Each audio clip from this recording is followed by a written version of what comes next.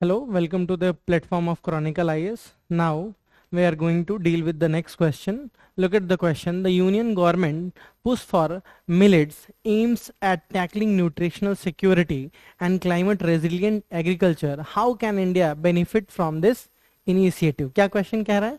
The Union government pushes for millets aims to tackling nutritional security the nutritional security and climate resilient agriculture. How can India benefits from this initiative? Hindi में क्या है? केंद्र सरकार द्वारा millets Shri अन्न को बढ़ावा देने का उद्देश्य पोषण सुरक्षा सुनिश्चित करना और जलवायु समर्थ कृषि को प्रोत्साहित करना है। भारत इस पहल से किस प्रकार लाभान्वित हो सकता है, ये क्वेश्चन है। तो firstly we are going to decode the question. Decode the question. क्या कह रहा है क्वेश्चन? कह रहा है the union government push for millets aims to tackling the nutritional security. Why India is pushing the millets? Because of the nutritional security. It means India is facing highly nutritional unbalance, because we all are know that the number of healthier persons are very less, because the number of healthier or the measurement of healthy person is not only on the basis of कि आप दिन भर खाना खा रहे हैं, अच्छा खाना कर नहीं। इसका मतलब होता है न्यूट्रिशनल सिक्योरिटी का मतलब होता है हेल्दी पर्सन का मतलब है कि each minerals, energy, protein, carbohydrate, ये सब आपके बॉडी में एक इक्वल अमाउंट में होना चाहिए। आपकी body insufficient of any kind of nutritional नहीं होना चाहिए। ठीक, अब कह रहे हैं कि climate resilient agriculture, you have to must know about what is the climate resilient agriculture and how India is pushing millets for tackling the nutritional security. Nutritional security को टैकल करने के लिए कैसे ये काम कर रहा है। अब कह रहा है how can India benefit from this initiative. ये जो दोनों इनिशिएटिव हैं, how India can benefit from this. So what is the requirements, what kind of requirements in this question? किस तरह के रिक्वायरमेंट्स है इस क्वेश्चन में?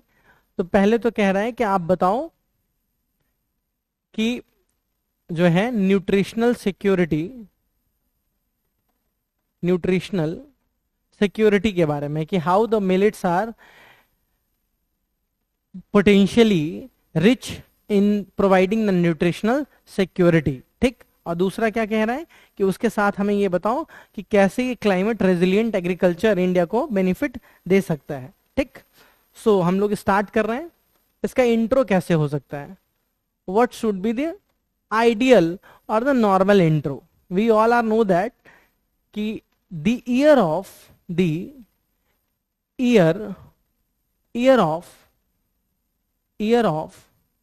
2023 is a international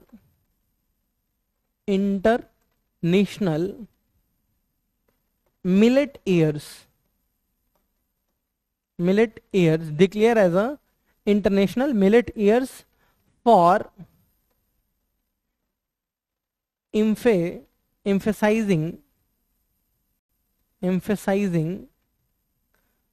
its importance as well as for complete diet.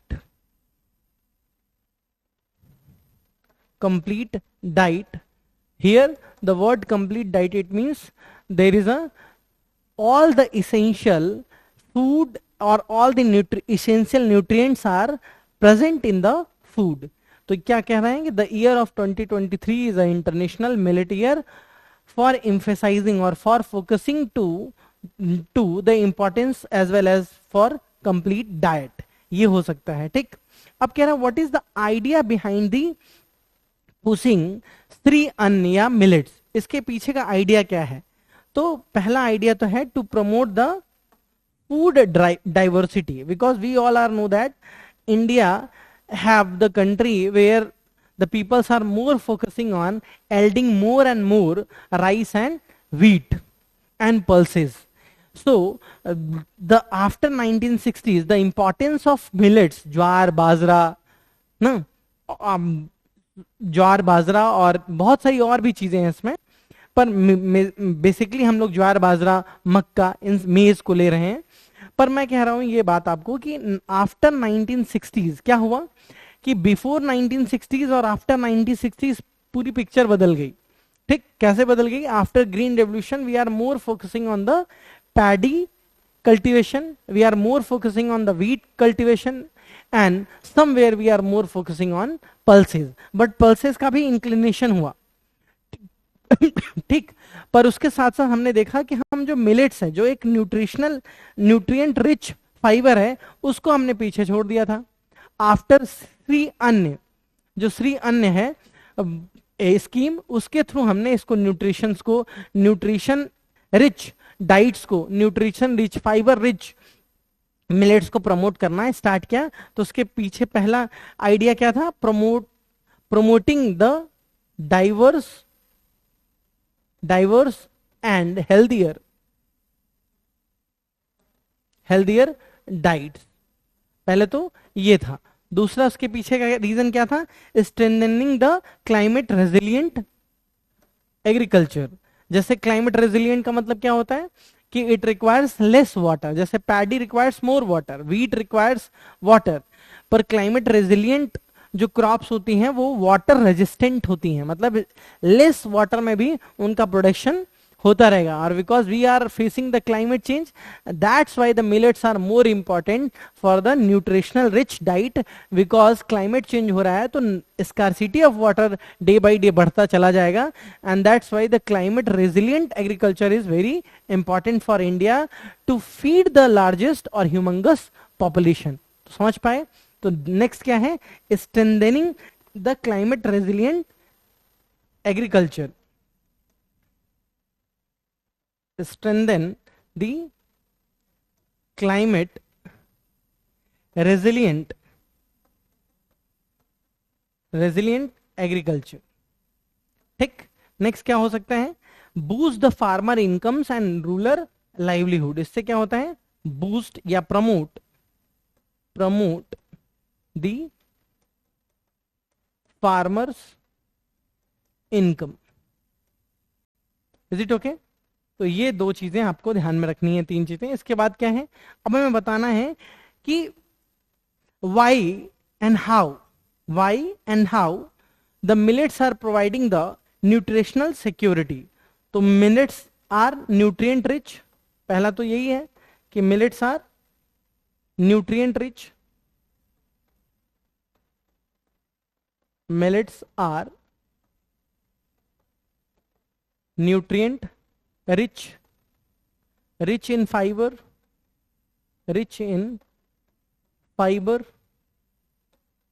easy to digest, non fatty agents,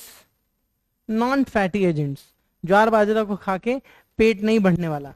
high fibre है, mineral rich है, iron, calcium, magnesium है, vitamins हैं, ग्लूटेन फ्री है, जिसे बताया मैंने आपको। लो टेकिंग टू डाइजेस्ट का मतलब होता है जल्दी से पच जाने वाला, इजी टू डाइजेस्ट है। ठीक, improve the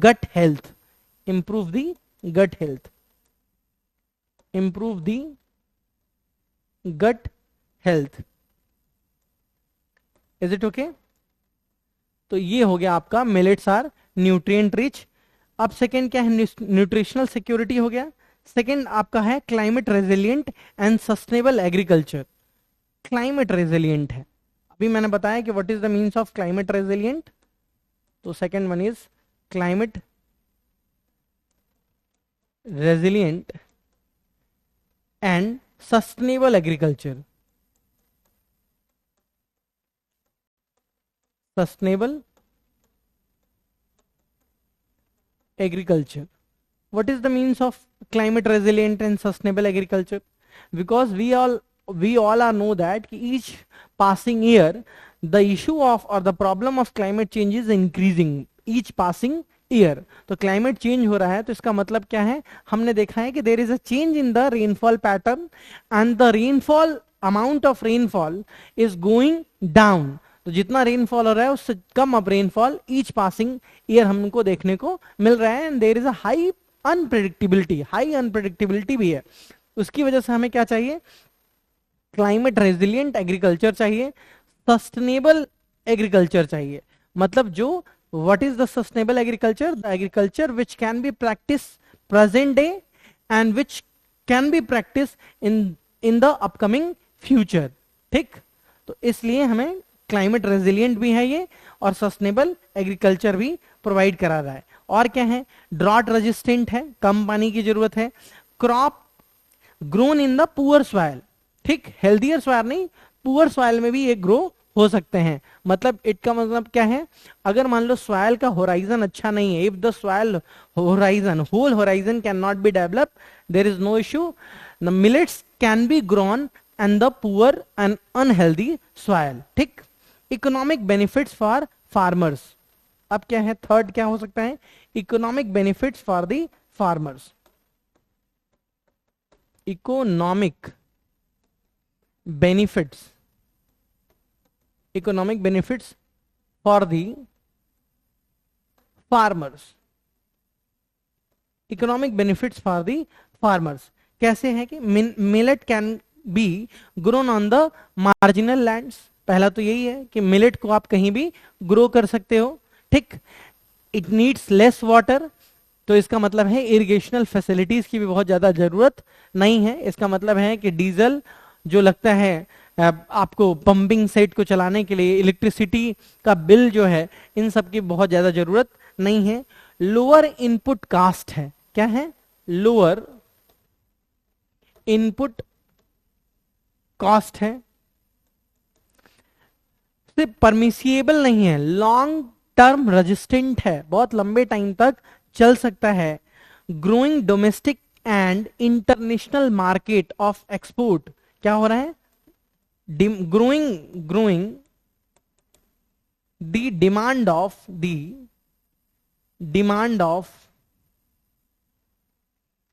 demand of local as well as international। if India is focusing Shri अन्न स्कीम, तो इंटरनेशनल डिमांड भी बढ़ रहा है। if the international demand is increasing day by day, then the farmers income is increasing day by day. तो पहले तो क्या है कि भाई इकोनॉमिक बेनिफिट भी है। नेक्स्ट क्या हो सकता है इसका, नेक्स्ट यूज है global leadership and cultural revival. Global leadership कैसे कर सकते हैं भाई, global leadership and cultural revival. Cultural revival हो गया कैसे, तो कह रहा है कि India is already leading producer of millets. ठीक, promoting them strengthen India's global image in the leadership of climate friendly and climate resilient crops and climate resilient agriculture. And here the cultural revival, why we are seeing that cultural revival, because if we look at the ancient period, if we look at the medieval age, then our major focus and our major source of survival is millets. So we all are know that the society which know and remember their history, that society will be the benchmark for the history of upcoming generations। okay, अब कह रहा है what are the challenges. Challenge भी इसमें थोड़ा सा बता दूं, चैलेंजेस क्या चैलेंज आ रहा है। तो सबसे बड़ा चैलेंज तो है कि while pushing millets in India is a big challenge, because India have the monocropping culture है। लोग सोचते हैं कि नहीं भाई वीट और पैडी जितना दे रहा है और हमने उसे अपना एक स्टेपल फूड भी बना रखा है, ठीक ना। पहला चीज तो यही है। दूसरा चीज क्या है कि if we are increasing, if the production is increasing, there is a less storage facilities, cold storage facilities millets के लिए लेस हैं। Government is not providing sufficient subsidy and government is not focusing and not prioritising और pushing the millets, क्योंकि वो एक long term income की बात कर रहा है।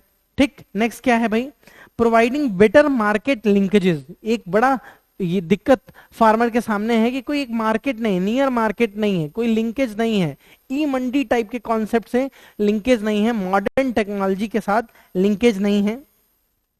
There is a very less investment in the research and development in on millets. Millets पर रिसर्च एंड डेवलपमेंट नहीं हो रहा है कि नई वैरायटी कैसे हो सकती है, कोई हाइब्रिड वैरायटी जो उसका प्रोडक्शन भी बढ़ा दे, फाइबर रिच भी हो।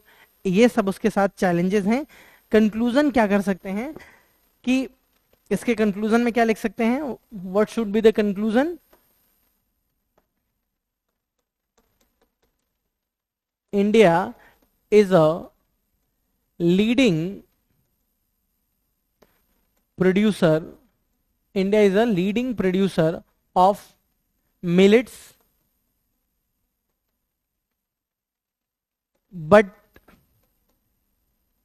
destiny is far away, but destiny is far away. So the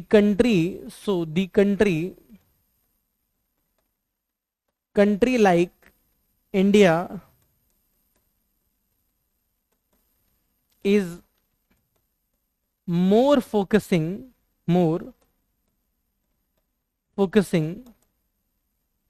and promoting millets to feed its largest population। ठीक, और यहां पे मेन बॉडी में ही आप एक मैप भी बना सकते हो, द एरिया यही बना दो आप, मेन बॉडी में एक मैप भी बना सकते थे, विच एरिया इज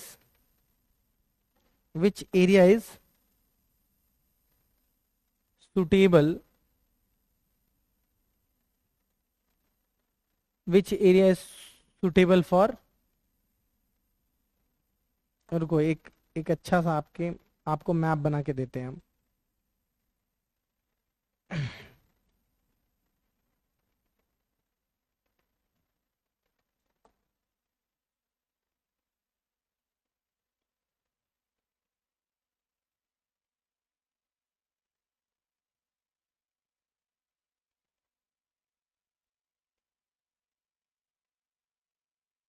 ये आप एक मैप बना देंगे जिससे क्या होगा कि एग्जामिनर को ये पता चल जाएगा कि कौन सा एरिया में अभी मिलेट्स का प्रोडक्शन हो रहा है। तो ये है मिलेट का एरिया, ये है थोड़ा मिलेट का एरिया, और थोड़ा ये है, तो ये एक मिलेट प्रोन एरियाज है।